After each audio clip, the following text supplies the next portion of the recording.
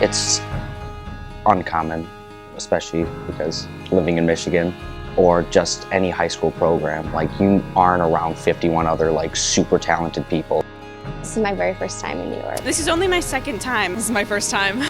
Everyone's so talented.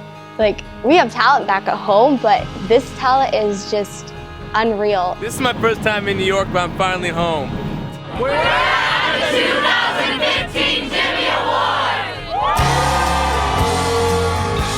Each of these kids come from a place where they may be the only one, where they love theater and they love performing, and then they come here and they're now surrounded by over 50 other young people who are just as passionate and who are just as talented. It's a great way to feel like I'm not by myself in this. The National High School Musical Theater Awards is the organization that we're all taking part of at this point in our experience, and at the end we get evaluated by judges, and the night of, the Jimmy Award, which is the actual award, is presented to one of the actresses and one of the actors at the end of this crazy, amazing week. The kids come in with 2 song choices, and I help them choose a song, and we work on the song. Specifically, I focus on the acting of the song, the delivery of it. You know, what is your intention? What are you saying? Who are you speaking to? What do you want? What's at stake?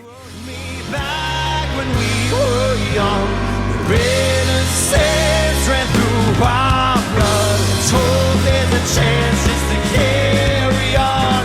Fire of the city. The idea was to band together and bring those kids to New York and integrate them with professional teachers and Broadway performers and give them opportunities that they would never have.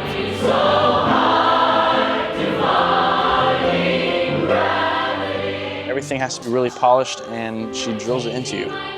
We also ate at the famous Sardines. They have caricatures on the walls and sign their names, and it's kind of like, it was really cool just walking in and seeing all of the people up there and knowing that they've been sitting in the same seats as you. We're seeing American in Paris. I'm really excited. I saw it on the Tonys. It was absolutely insane. The songs were really fun. I thought it was really clever, all the staging, and they had the one number where they were like making the music themselves for a little bit, and I thought that was so sick.